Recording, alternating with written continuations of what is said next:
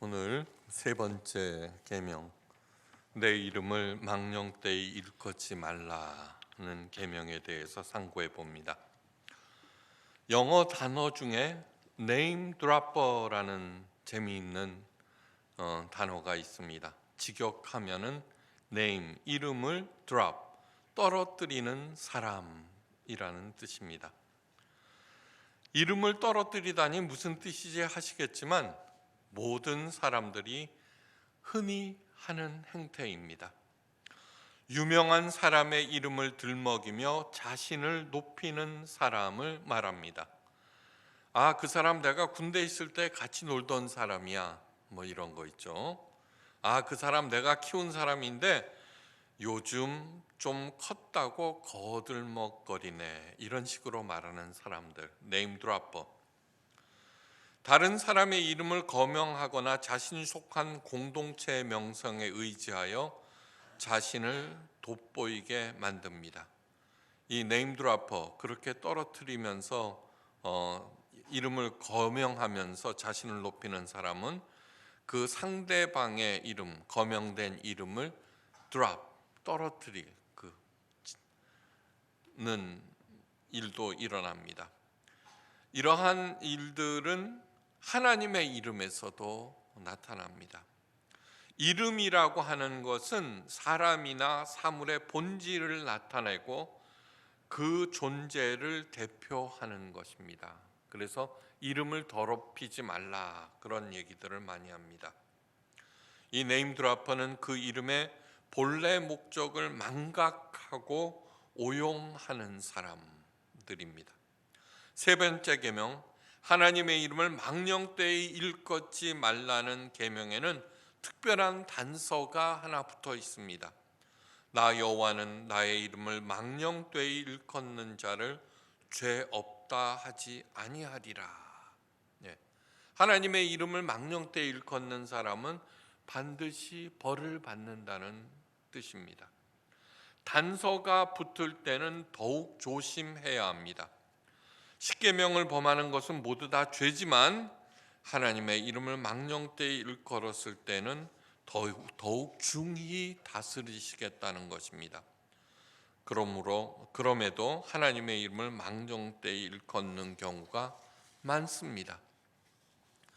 예를 들어 볼까요? 자신이 하는 말을 믿으려 하지 않을 때 흔히 하는 말, 하늘에 두고 맹세한다. 별 잘못 아닌 줄 알고 그렇게 말하는데 우리 예수님께서 이에 대해서 친히 경고하셨습니다. 마태복음 5장 34절에 너희에게 이르노니 도분히 맹세하지 말지니 하늘로도 하지 말라. 이는 하나님의 보좌임이요. 여기에는 오직 진실만을 얘기하라는 것입니다. 자기를 확대하거나 과장하거나 축소시키지 말고 오직 진실만을 얘기하고 상대방이 믿으려 하지 않을 때도 그것을 수긍하면서 계속 진실을 향해서 나가라는 뜻입니다.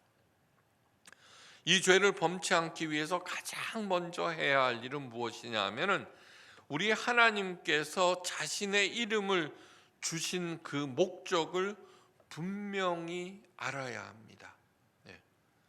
왜 하나님께서 자신의 이름을 우리들에게 가르쳐 주셨을까? 그 목적은 무엇인가? 그 목적 의식을 가져야 한다는 것입니다. 하나님의 구체적인 이름 여호와 또는 야훼라는 이름은 모세에게 처음 계시하셨습니다. 그 거룩한 이름을 알려주시면서 야훼, 여호와라는 뜻은 스스로 계신 자라는 뜻입니다. 이러한 그 거룩한 이름을 모세에게 주시면서 더불어서 모세에게 주신 것이 또 하나가 있는데 그것은 이스라엘 백성을 구원하라는 사명입니다. 다시 말해서 우리들이 이 땅에 왔습니다. 하나님의 이름을 알았습니다. 그러면은 우리들 각자에게도 사명, 나만이 수행할 수 있는 사명이 있다는 것입니다. 시내산 계약에서도 마찬가지입니다. 여러분, 이 시내산 계약은 아무리 강조해도 지나치지 않는 가장 중요한 계약입니다. 성경에는 수많은 하나님과의 계약이 있는데 그 중에 최고가 시내산 계약입니다. 시내산 계약의 골자는 무엇이냐 하면은 여호와 하나님은 이스라엘의 하나님이 되시고 이스라엘은 하나님의 제사장이요 자녀가 된다는 것이 시내산 계약의 골자입니다. 시내산 불 가운데 하나님께서 강림하시며 친히 말씀하셨습니다. 세계가 다 내게 속하였나니 너희가 내 말을 잘 듣고 내 언약을 지키면 너희는 열국 중에 내 소유가 되겠고 너희가 내게 대하여 제사장 나라가 되며 거룩한 백성이 되리라. 출애굽기 19장 5장 6절 말씀입니다. 거룩한 백성이라고 하는 것은 선택받은 백성, 구별된 백성을 말합니다. 이스라엘 백성을 하나님의 소유로 삼아서 보호하시고 인도하시고 공급하시고 거룩한 백성이 되게 하시는 이유는 제사장의 사명을 감당케 하기 위해서입니다. 우리는 제사장 그러면 종교에만 필요한 거, 종교적인 언어로 단어로 생각하는데 아닙니다. 우리 한 사람 한 사람은 모두 다 목사나 전도사나 그런 교회 일을 하는 사람이 아니라 각자 삶의 현장에서 살아가는 사람들인데 바로 그 자기의 삶의 현장에서 제사장 역할을 해야 한다는 것입니다. 제사장이란 무엇이냐 하면은 하나님을 대표해서 다른 대상에게 서며 하나님 대신 그 다음에 다른 모든 사람들을 이끌고 하나님께로 가는 사람을 말합니다. 다시 말해서 제사장들은 다른 대상들을 돌보는 영적 리더들입니다. 여러분들 복 받기 원하십니까? 복 싫어하는 사람 없죠. 모두 다 복을 받기 위해서 열심히 신앙생활을 하는데 그 복을 받기 위해서면은 제사장, 영적 리더가 되셔야만 합니다. 영적 리더, 제사장 역할을 감당하려고 할 때 하나님께서는 그를 보호하시고 인도하시고 공급하십니다. 이것이 복받는 최고의 비결입니다. 전도봉사헌금이 아닙니다. 각자의 삶의 자리에서 제사장, 영적 리더가 될 때 최고의 복을 하나님께서 주십니다. 그러므로 계약의 주체이신 하나님의 이름을 숙지하고 그분의 이름을 떠받드는 것은 기본 중에 기본입니다. 성경에는 수많은 신앙 고백이 기록되어 있습니다. 모리아 산에서 아브라함은 여호와 이레 하나님을 체험하였고 야복 강가에서 야곱은 하나님의 얼굴을 뵙고 분이엘이라고 외칩니다. 분이엘은 하나님의 얼굴이라는 뜻입니다. 마라에서 모세와 이스라엘 백성들은 치료하시는 하나님을 경험했고 아말렉과의 전투에서는 여호와 니시의 하나님을 체험합니다. 이 모든 것들은 일상의 삶과 사건에서 경험한 하나님의 이름들을 고백한 것입니다. 이 체험을 통하여 이미 전 피조 세계를 주관하고 계시는 하나님의 존재를 더욱 깊게 넓게 확실하게 알게 되었습니다. 즉 하나님의 지평이 넓어지고 깊어졌다는 것입니다. 하나님의 이름은 곧 하나님 존재 자체입니다. 사람들이 눈에 보이지 않던 하나님을 만났습니다. 이 만남을 통하여 놀라운 일들이 일어났습니다.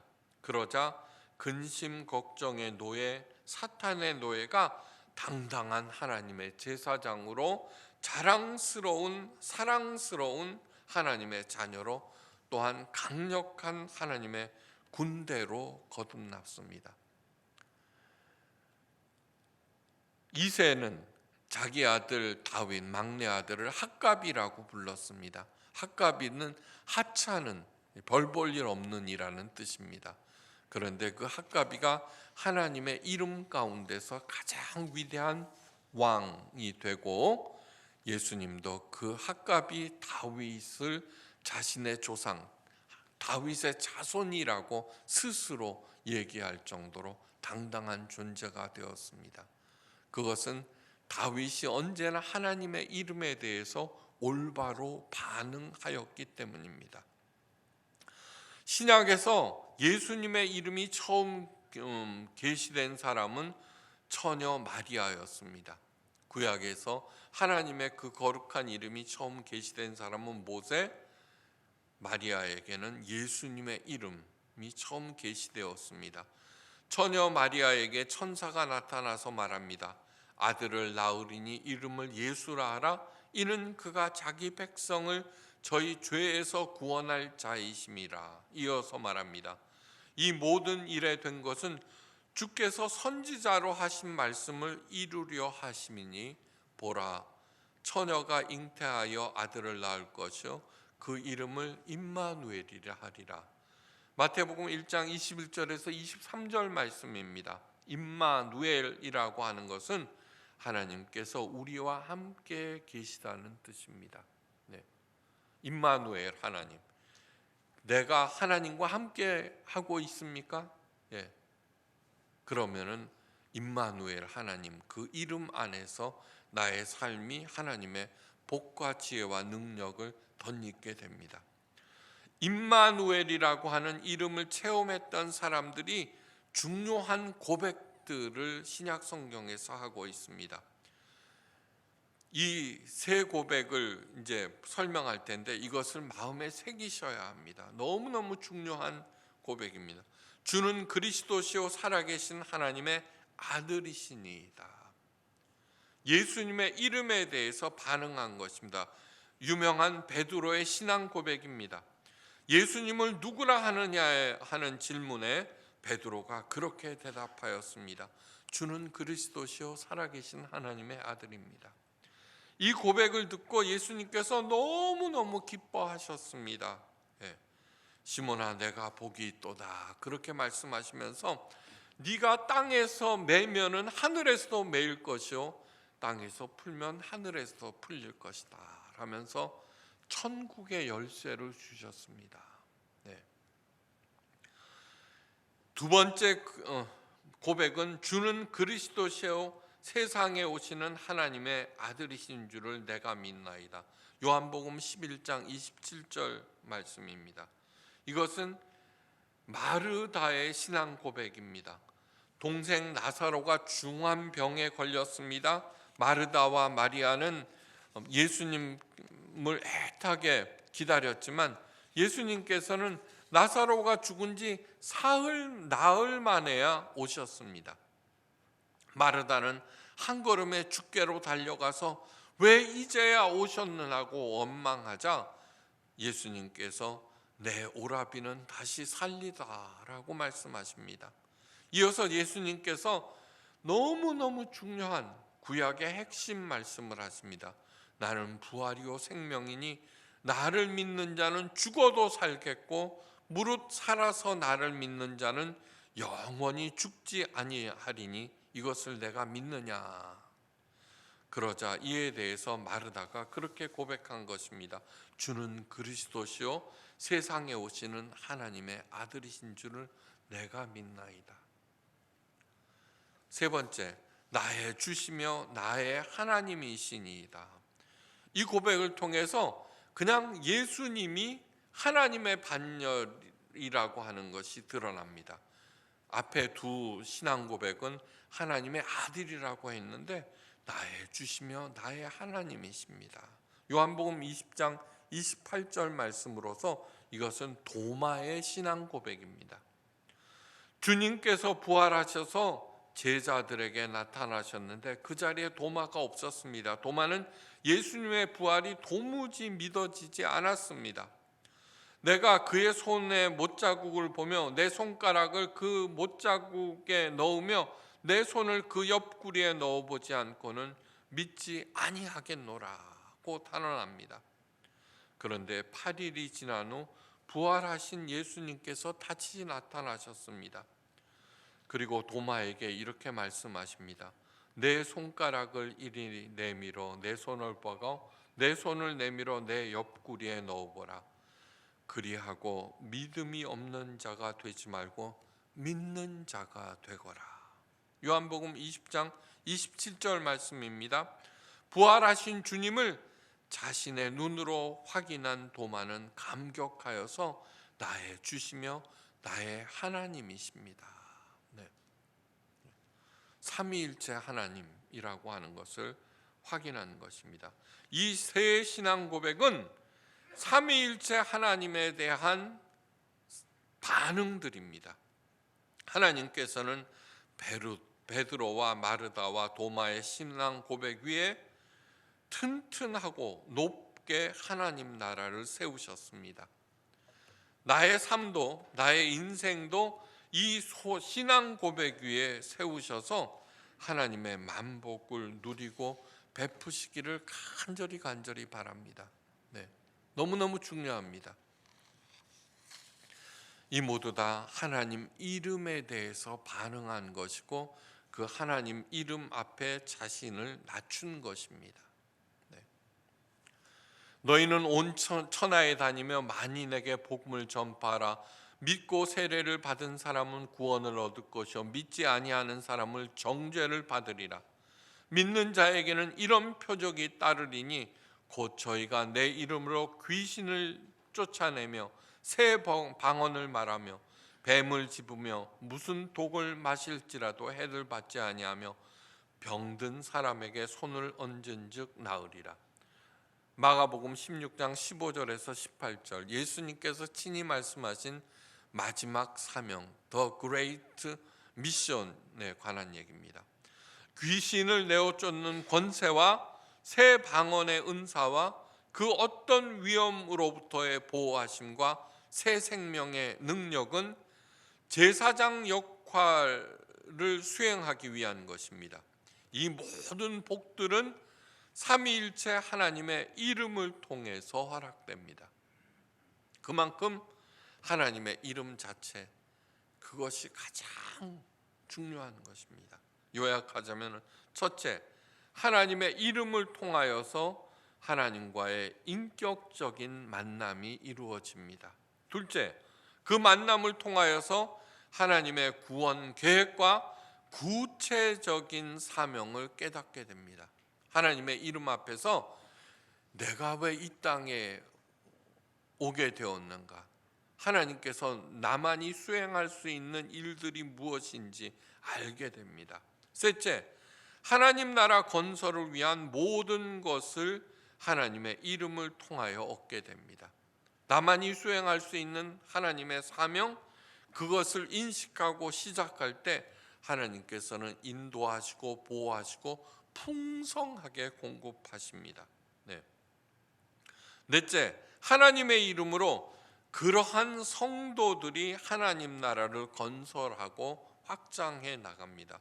다섯째, 이를 위하여 하나님께서 필요한 모든 것을 공급하시고 마지막으로 나의 삶이 하나님의 영광에 참여하게 되고 그 지고한 완성을 보게 됩니다. 네. 이 목적에서 벗어나 합당치 않게 하나님의 이름을 사용하는 일체 행위가 곧 하나님의 이름을 망령되이 일컫는 것입니다. 하나님의 이름을 망령되이 일컫는 행위의 1등은 하나님 자체를 부인하는 것입니다. 하나님이 어디 있어? 있으면 나와보라 그래. 가장 거룩하신 하나님, 가장 위대하신 하나님을 아무것도 아닌 것으로 여깁니다. 네. 여러분, 내가 어떤 행동을 할 때 나는 누구의 그늘 아래에서 수행하고 있는가를 생각해 보십시오. 지금 내가 움직이는 건 내 욕심, 그 다음에 내 욕망, 돈, 그러면은 바로 그 자체가 하나님의 이름을 망령되이 일컫는 것입니다. 하나님의 이름이 내 앞에서 사라질 때 나는 전혀 개의치 않고 내 욕심에 따라서 움직이는데 이것이 하나님의 이름을 망령되이 일컫는 가장 흔한 경우입니다. 가장 흔한 경우. 둘째, 자신의 책임을 전가하기 위해서, 자신의 잘못을 은폐하기 위해서 하나님의 이름을 이용하는 경우입니다. 하나님의 이름을 최초로 오용하는 사례, 하나님의 이름을 망령되이 일컫는 사례는 아담이 선악을 알게 하는 나무의 실과를 따먹고 난 다음 즉시 일어납니다. 무화과 잎으로 치부를 가리고 숲속에 숨어있는 아담과 이브를 하나님께서 친히 찾아오셨습니다. 그리고 하나님의 지적에 아담은 이렇게 말합니다. 하나님이 내게 주셔서, 가로 열고, 나는 싫다고 했는데 가로 닫고, 나와 함께 하신 저 여자가 그 나무의 실과를 내게 주므로 내가 먹었나이다. 제일 먼저 하나님께서 주셔서 하나님께 책임을 전가합니다. 두 번째로는 이브, 자기 아내, 뼈 중에 뼈요 살 중에 살이라고 외쳤던 그에게, 그 다음에는 그 나무, 왜 그딴 거는 만들어 갖고 시험에 빠지게 해요? 그렇게 얘기하는 것입니다. 그리고 그 맨 뒤에 내게 주므로, 가로 열고, 가정의 평화를 위해서 내가 할 수 없이 먹었나이다. 다시 말해서 이렇게 자신의 책임을 전가하고 자신의 잘못을 은폐하기 위해서 하나님의 이름이 망령되이 일컬어진 것입니다. 셋째, 자신을 정당화하고 합리화하기 위해서 하나님의 이름을 오용하는 경우가 흔히 일어납니다. 나쁜 습관이나 습성을 성경 말씀을 인용하여 정당화하는 경우도 대단히 많습니다. 이런 것보다 더 정교하게 이루어지는 경우가 훨씬 더 많습니다. 자신의 주장을 합리화하고 정당화시키기 위하여 하나님의 말씀을 악용합니다. 법원에서 가장 골치 아파하는 것이 무엇이냐면은 교인들 간의 분쟁, 특히 목사들 간의 분쟁. 왜냐하면은 저마다 자기가 정당하다고 하나님의 말씀을 들고 오는데, 이것이 하나님의 이름을 망령되이 일컫는 것입니다. 이것을 조직적으로, 학문적으로, 체계적으로 자행하는 집단들이 바로 기독교 이단들입니다. 이들은 하나님의 말씀을 자의적으로 해석하고 왜곡시켜서 사람들을 올가매고 그들의 피를 빨아먹습니다. 이러한 모든 것들이 하나님의 이름을 망령되이 일컫는 것입니다. 넷째, 자신의 개인적인 이득을 챙기기 위해서 하나님의 이름을 들먹이는 경우도 많습니다. 우리 예수님께서 친히 말씀하십니다. 너희는 가로되 사람이 아비에게나 어미에게나 말하기를 내가 드려 유익하게 할 것이 고르반 곧 하나님께 드림이 되었다 하기만 하면 그만이라 하고, 마가복음 7장 11절 말씀입니다. 고르반이라고 하는 것은 제산의 일부를 구별해서 하나님께 바치는 제도인데, 부모에게 드려야 할 것을 고르반이라고 하면서 하나님께도 바치지 않고 부모를 봉양하는 그 의무에서도 도망가는, 자기의 이득을 극대화하기 위해서 이것저것 하나님의 이름을 나열하는 것이 바로 이것입니다. 오늘날 11조에 관한 복잡한 논쟁도 그와 똑같습니다. 어떻게 해서든지 11조는 하나님의 명령이니까 내야 되긴 되겠는데, 가능하면 적게 내기 위해서 요 구절 저 구절을 이렇게 살피는데, 하나님에 대한 큰 사랑이 없으면서 입으로만 하는 것이 하나님의 이름을 망령되이 일컫는 것입니다. 다섯째, 위기를 모면하기 위하여 하나님께 약속하였으나 이행하지 않는 경우도 흔히 일어나는 하나님의 이름을 망령되이 일컫는 것입니다. 급한 일이 일어났습니다. 그래서 하나님께 간구합니다. 하나님, 이 일만 해결해 주면 제가 이렇게 저렇게 하겠습니다. 그 문제가 해결되었습니다. 그러자 입을 싹 닦아버립니다. 마지막으로 내가 하나님을 믿는다는 이유로 다른 사람들에게, 타 종교인들에게 갑질하는 경우, 이것이 하나님의 이름을 망령되이 일컫는 것입니다. 나는 최고의 하나님을 믿는다. 고로 나는 언제나 옳고 언제나 정당하다. 그래서 십자가를 세우고 고성으로 집회하는 것, 정말 많습니다. 전도하는 것.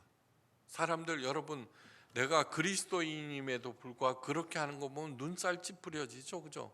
하나님의 이름을 망령되이 일컫는 것입니다.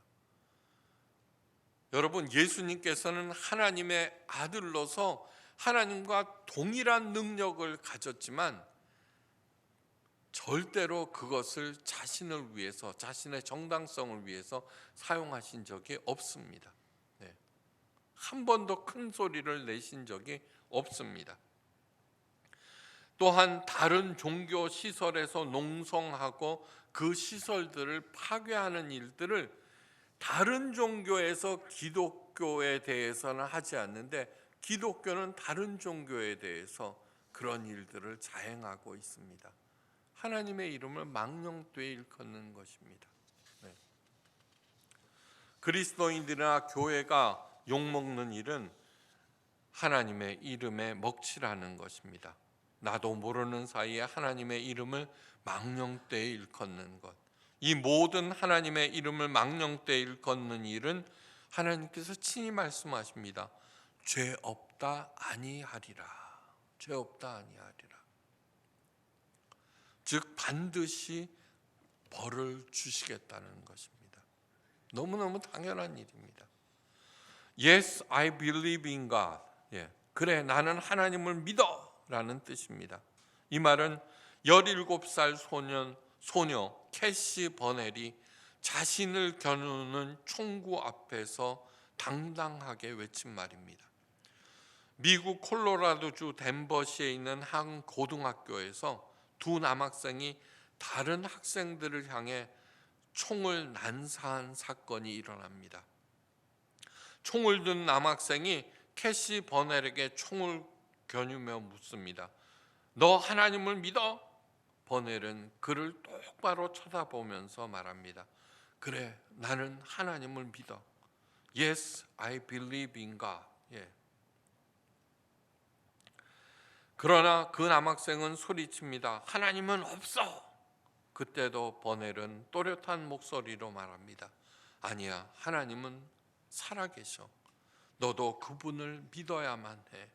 그러자 화가 난 남학생이 방아쇠를 당겨버립니다. 캐시 버넬은 그렇게 목숨을 잃습니다. 그 사건이 있은 후 미국 청소년 사이에서 엄청난 영적 부흥 운동이 일어납니다.